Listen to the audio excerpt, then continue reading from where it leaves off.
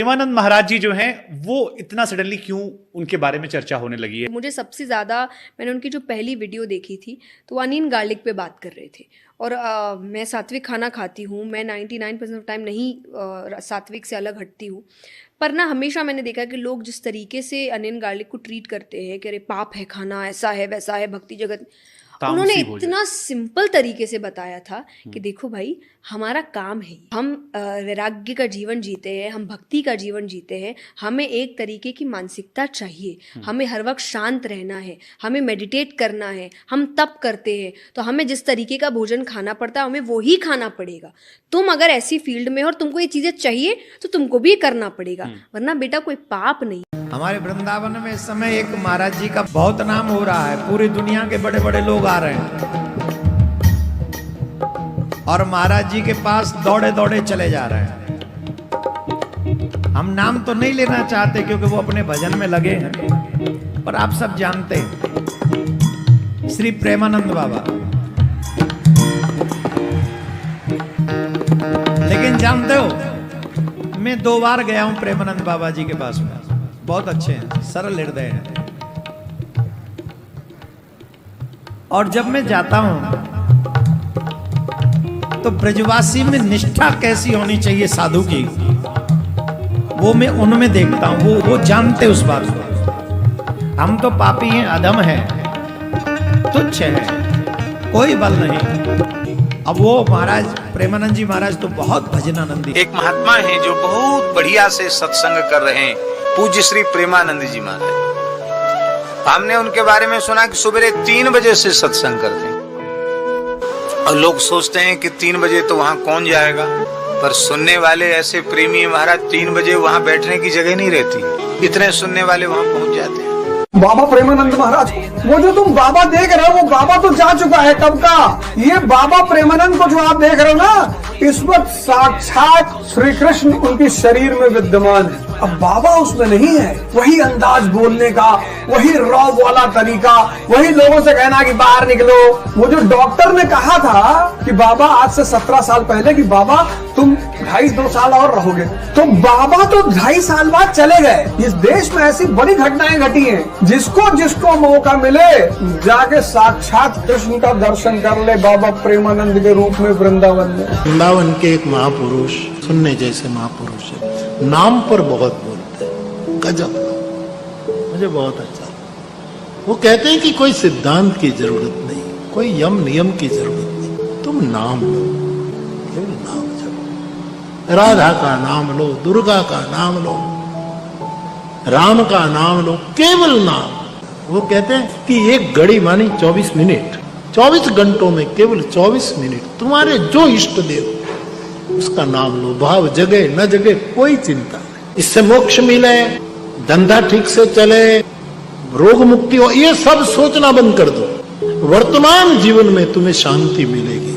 जब से लोगों ने वो वीडियो देखी है कि प्रेमानंद जी आपको टीका कर रहे हैं, मिल रहे हैं आकर, और आप उन्हें इतने प्यार से छोटे बच्चों की तरह कर रहे हैं, तब लोगों को एक्चुअली पता चला कि उनके भी कोई गुरु है। कि बहुत अच्छा लगता है कि आज बच्चे ने हमारे ने इतनी तरक्की करी है, और तरक्की खुद नहीं, लोगों को जोड़ना ही सबसे बड़ी तरक्की है। भटके हुए जीवों को दिशा दिखाई। हम तो खूब उस बच्चा को आशीर्वाद दें में कि खूब जीवन बढ़े और ऐसे ही भटके हुए जीवों को सही दिशा दिखाता रहे। एक बाबा है प्रेमानंद जी, उन्होंने एक बात बता रहा, सबको समझा रहे थे, जब आप सक्षम हैं तो कहीं पे भंडारा या प्रसाद में इतना क्यों ऐसा लगता है जैसे कभी नहीं खाए। उनका समझाना गलत नहीं था। 5 दिन के 1 दिन हुमच के खा जाओ, वो किसके लिए आप बताओ? असहाय लोग के लिए। यहाँ पे वृंदावन के एक अद्भुत संत हैं श्री प्रेमानंद बाबा, उनकी किडनी दोनों खराब हो गई तो लोगों ने कहा कि आप ये निकलवा कर दूसरी डाल लो।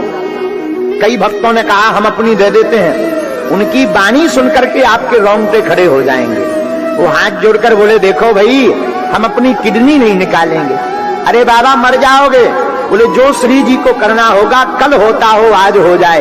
एक किडनी हमारी कृष्ण है, दूसरी किडनी राधा है, हम अपने अंदर से कृष्ण राधा नहीं निकाल सकते। इस समय आप सब जानते हैं, आप देखते भी होंगे, इस समय उनका जलवा चल रहा है, जलवा।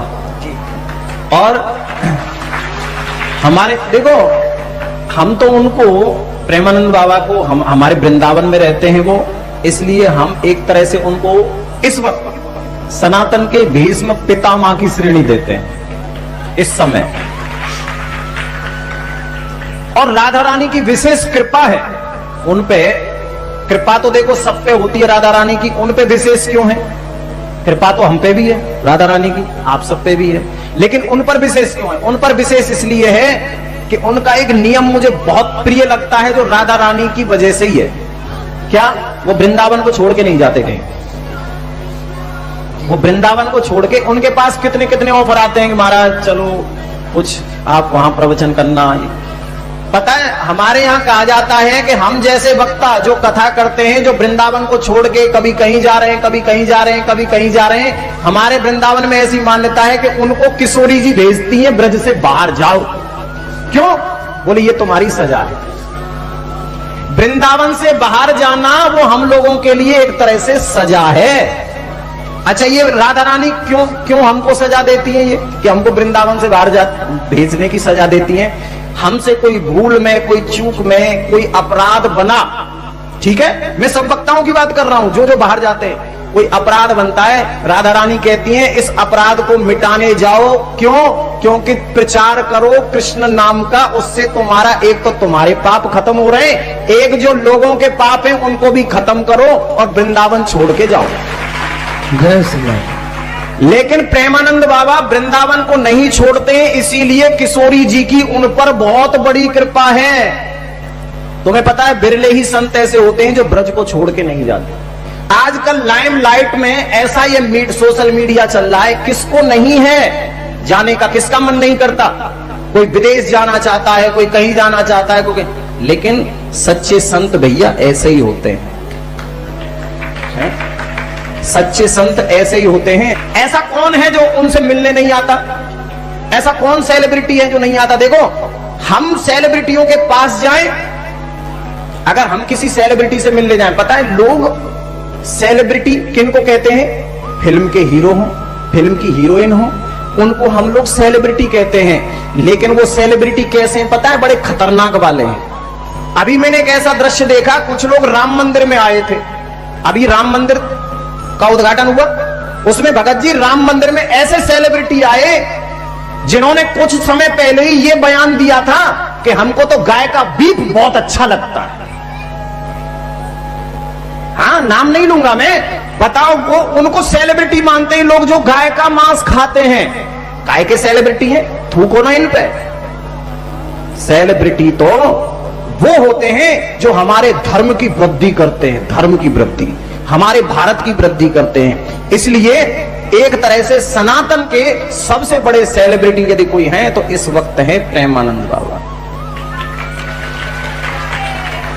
मालूम है कई लोग संत की परिभाषा नहीं जानते, कई लोग ऐसे लोगों को संत बताने लग जाते हैं वो संत है ही नहीं। कितने लोगों को तो मैं ऐसा जानता हूं जिनको लोग संत तो कहते हैं, लेकिन सिर्फ संत के नाम पे वो कर क्या रहे हैं? अपने बच्चों को आगे बढ़ा रहे हैं। देखो, संत वो है न तो वो परिवार में फंसता है न वो माया में फंसता है। ध्यान रखना, जो परिवार में फंसा है, मेरा बेटा, मेरी बेटी, मेरा परिवार, वो जीवन में कभी संत हो ही नहीं सकता।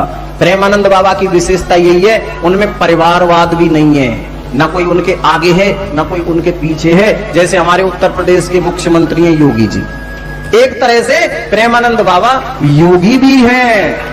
और उनकी एक और विशेषता है भगत जी, वो फालतू के फॉलोवर बढ़ाने के चक्कर में फालतू के प्रवचन कभी नहीं देते। बहुत से लोग फॉलोवर बढ़ाने के चक्कर में जाने क्या क्या करते हैं, कैसी कैसी चीजें डालते हैं, लेकिन वो सिर्फ राधा नाम, वृंदावन की महिमा, ब्रजवासियों की महिमा। कोई ब्रजवासी आज उनके पास चला जाए, उठ के साष्टांग चरणों में लेट जाते हैं वो, ये उनकी विशेषता है। क्यों? क्योंकि वो मानते हैं ऐसा कि ब्रजवासी साक्षात कृष्ण का ही रूप होता है। ये उनकी विशेषता, और उन जैसी विशेषता शायद बिरलों में ही मिलती है। इसलिए प्रेमानंद बाबा को हम सब एक बार प्रणाम करते हैं, जिन्होंने आज राधा नाम को, वृंदावन धाम के नाम को, ब्रज के नाम को आज सितारों से भी ऊंचा कर दिया है। पता है कितनी भीड़ तो उनकी वजह से वृंदावन में आ रही है, कितनी भीड़। और ये चमत्कार ही है जो आप किडनी वाली बात कर रहे हैं ना, ये वास्तव में चमत्कार है। कोई बिना किडनी के इतने दिन तक जिंदा नहीं रह सकता। लेकिन मैंने आपसे कहा ना, विश्वास सबसे बड़ी चीज है। मैं आपसे आज यही मांगता हूं, कुछ करना या मत करना, भगवान में विश्वास जरूर करना, भगवान पे कभी शंका ना करना। भगवान पे विश्वास करोगे तो सब कुछ मिलेगा। वो एक मुझे लाइन याद आ गई, शंका का रावण लंका के रावण से भी ज्यादा भयानक है। शंका का जो रावण है ना, वो लंका के रावण से भी भयानक होता है, जो हमारी समझदारी का अपहरण हमारी आंखों के सामने करता है। रावण ने तो सीता का हरण किया था, माता का, उस वक्त किया था जब भगवान नहीं थे। लेकिन ये जो शंका का रावण है, ये तो हमारी आंखों के सामने हमारी समझदारी का हरण कर लेता है, अपहरण कर लेता है। इसलिए समय समय पर सत्संग के द्वारा, भगवान के भजन के द्वारा इस शंका के रावण को मिटाते रहो। अच्छा, मैंने आज विचार किया, एक चिंतन आज हमने किया। हम रोज ही चिंतन करते हैं, रोज ही विचार करते हैं। आज हमने एक विचार किया, आज हमने एक चिंतन किया कि देखो, यदि किसी को जुखाम है, सर्दी है, तो उसे डॉक्टर ठीक कर सकता है। किसी को टीबी की शिकायत है, टीबी की बीमारी है, तो डॉक्टर उसे ठीक कर सकता है। मतलब सामान्य जो बीमारियां शरीर में उत्पन्न होती हैं, वो सारी बीमारियां डॉक्टर शायद ठीक कर सकते हैं।